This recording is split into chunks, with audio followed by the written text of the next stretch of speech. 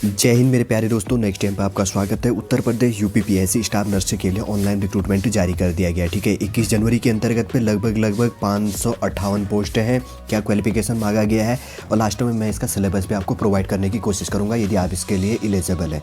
जो भी इसके अंतर्गत पे इंपॉर्टेंट इन्फॉर्मेशन है वो शॉर्टली रूप से मैं आपको प्रोवाइड करने की कोशिश करूँगा। इससे पहले हम आगे बढ़े, यदि आपके द्वारा हमारे इस चैनल नेक्स्ट टाइम को सब्सक्राइब नहीं किया तो सब्सक्राइब कीजिए तथा बेल आइकन को प्रेस कीजिएगा।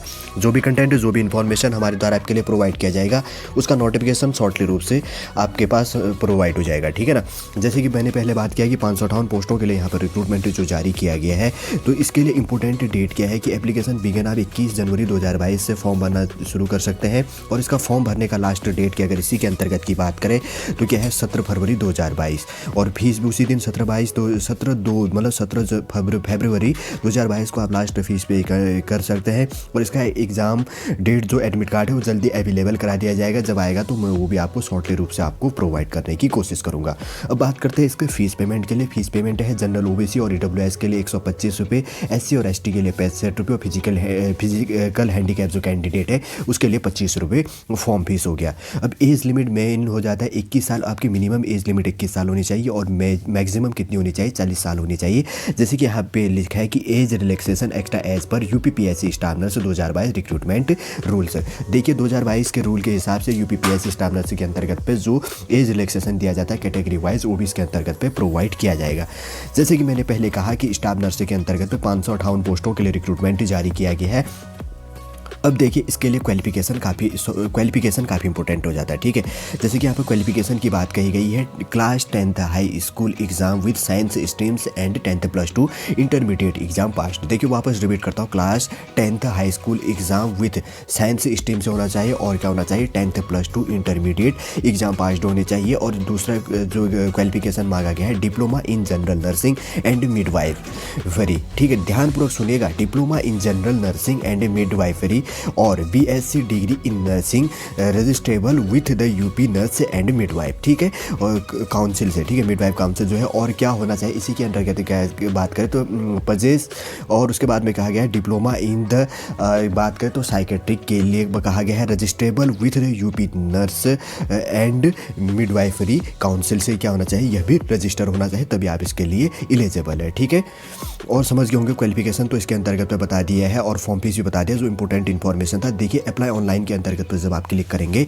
तब आप यहाँ से क्या कर सकते हैं, इसको अप्लाई कर सकते हैं। ठीक है, अगर इसी के अंतर्गत की बात करें, देखिए जो इन्फॉर्मेशन था शॉर्टली रूप से कैसे आप अप्लाई कर सकते हैं, फॉर्म फीस क्या मांगी गई है, एलिजिबिलिटी क्या मांगी, पूरा इसके अंतर्गत में प्रोवाइड कर दिया है। कैसे आपको फॉर्म भरना है, कैसे इसके अंतर्गत फीस है, क्या क्राइटेरिया बांटी गई है, किसके लिए, कौन इसके लिए एलिजिबल है, जो चीज़ है वो नोटिफिकेशन पूरा बता दिया। ठीक है, अब बात करेंगे सिलेबस आप कैसे देखेंगे।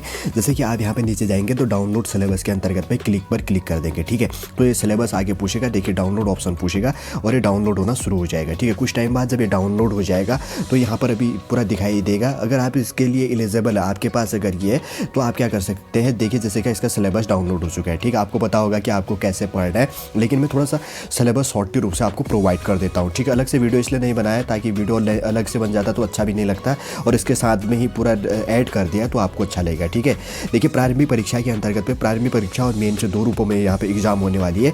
तो प्रारंभिक परीक्षा के अंतर्गत पे सामान्य ज्ञान के 30 प्रश्न पूछे जाएंगे, सामान्य हिंदी के 20 प्रश्न पूछे जाएंगे और मुख्य विषय नर्सिंग से 120 क्वेश्चन पूछे जाएंगे। कुल प्रश्न की बात करें तो 170 क्वेश्चन होंगे। ठीक है, परीक्षा की अवधि की बात करें तो 170 क्वेश्चनों को सॉल्व करना है 2 घंटे के अंतर्गत में। पूर्णांक कितना होगा आपका 85 का। देखिए सामान्य ज्ञान में क्या पूछा जाएगा, सामान्य हिंदी क्या पूछा जाएगा और मुख्य नर्सिंग विषय आपका आपने जो भी नर्सिंग किया तो आप जानते हैं कि आपको कैसे वो चीज़ें पढ़नी है। वहाँ से 120 क्वेश्चन आपको पूछे जाएंगे, सामान्य हिंदी से 20 और सामान्य ज्ञान से 30 क्वेश्चन, 170 हो गया। 120 मिनट में 170 क्वेश्चन करनी है और पूर्णांक कितने का हो गया 85 का। ठीक है, देखिए इसके अंतर्गत में प्रारंभिक परीक्षा की बात करें तो सामान्य ज्ञान के पाठ्यक्रम के अंतर्गत में मैं शॉर्टली रूप से बताता हूँ, आप पॉज करके ध्यानपूर्वक पढ़िएगा जो इसके लिए एलिजिबल है। भारत का इतिहास एवं भारतीय राष्ट्रीय आंदोलन से पूछेगा, भारत एवं विश्व का भूगोल, भारत एवं विश्व का भौतिक सामाजिक एवं आर्थिक भूगोल से पूछेगा, भारतीय राजनीतिक एवं शासन, संविधान, राजनीतिक व्यवस्था, पंचायती राज, लोक नीति एवं आधिकारिक मुद्दे आदि से पूछेगा, भारतीय अर्थव्यवस्था एवं सामाजिक विकास से पूछेगा, राष्ट्रीय एवं अंतर्राष्ट्रीय महत्व की जो क्या है सामयिक घटना से रिलेट करेगा। और उसके बाद में भारतीय कृषि से, सामान्य विज्ञान से और प्रारंभिक गणित हाई स्कूल स्तर तक की कुछ क्वेश्चन रिलेट करेगा, ठीक है, जो नॉर्मली रूप से। हिंदी की बात करें तो विलोम शब्द पूछेगा, वर्तनी एवं वाक्य एवं वर्तनी शुद्धि होगी, अनेक शब्दों के लिए एक शब्द, तत्सम एवं तत्भव शब्द, विशेष्य और विशेषण पूछेगा और पर्यायवाची शब्द पूछेगा। और नर्सिंग के लिए शब्द ये देखिए, आपका सब्जेक्ट है तो अब आपको प्रत्येक चीज़ यहाँ से मालूम होगा, ठीक है। एटोनॉमी ऑफ द फिजियोलॉजी से पूछेगा, नर्सिंग की बुनियादी जो बातें हैं उसको रिलेट करेगा, प्राथमिक चिकित्सा संबंधी जो होगी। चौथे नंबर की बात करें तो मेडिकल सर्जिकल नर्सिंग से पूछेगा। पाँचवें नंबर की बात करें तो मनोरोग नर्सिंग से। और 6 नंबर के ये लेसन होंगे जो नर्सिंग से रिलेटिव तैयारी करता है, ठीक है। सामुदायिक स्वास्थ्य नर्सिंग होगा, आप इसके लिए एलिजिबल है, बार बार कह रहा हूं एलिजिबल है तो आपने पढ़ा होगा क्योंकि आपके सिलेबस के अंतर्गत पे ये लेसन है रिलेट की गई होंगी, ठीक है।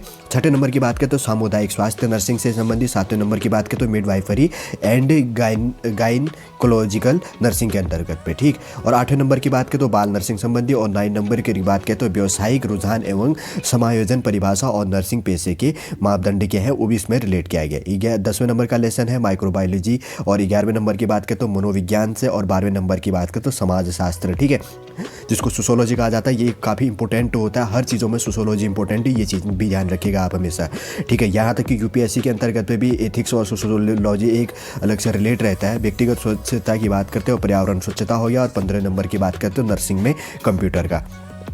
देखिए, प्रारंभिक परीक्षा का पूरा बता दिया मैंने शॉर्टली रूप से, और आपको डीपली उसके अंतर्गत में पॉज करके देखना है, मैंने वीडियो स्लो चला हुआ है, ठीक है।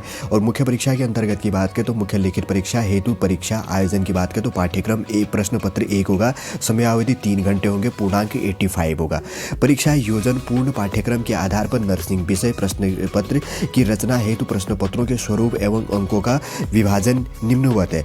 प्रश्न देखिए, ये बात कहेगा कि प्रश्न 2 खंडों में विभाजित किया जाएगा। अ की बात करें तो कुल 5 लघु उत्तरी प्रश्न होंगे, सभी प्रश्न करना अनिवार्य होगा, प्रत्येक प्रश्न 5 अंक के होंगे। अधिकतम शब्द सीमा 125। देखिए 125 सीमा के अंतर्गत पे इसके सिलेबस भी देखिए, यूपीएससी या आईएएस या जो भी आप जिसकी तैयारी करते हैं तो वहाँ पे मेंस जब लिखा जाता है तो इसी रूप से क्वेश्चन पूछता है, ध्यानपूर्वक देखिएगा। वहाँ पे ये होता है कि थोड़े से 8 क्वेश्चन दे देगा, 9 क्वेश्चन दे देगा, 4-5 एक्स्ट्रा दे देगा, उसमें से 5 करोगेगा। लेकिन इसके अंतर्गत पे कहा गया है कि कुल 5 लघु उत्तरी प्रश्न होंगे, सभी प्रश्न करना अनिवार्य है, प्रत्येक प्रश्न कितने अंक के होंगे, 5 अंक का होगा।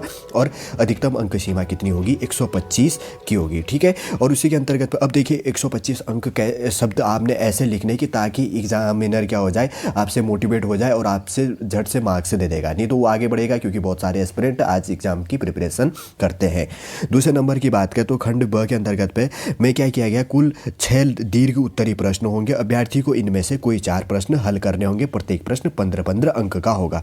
मतलब ये मान के चलो कि 6 प्रश्न देगा दूसरे भाग में, एक में तो 5 प्रश्न देगा, लेकिन उसमें से 5 में से आपको 5 कर रहे हैं और प्रत्येक 5 अंक का होगा, 125 शब्दों में लिखना है।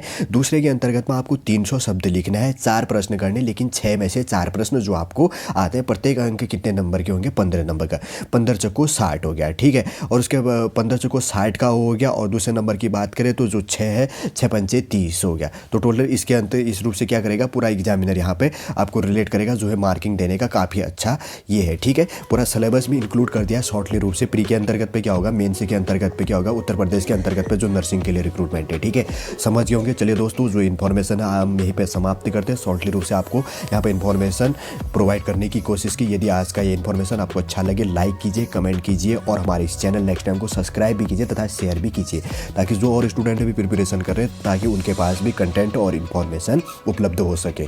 जय हिंद।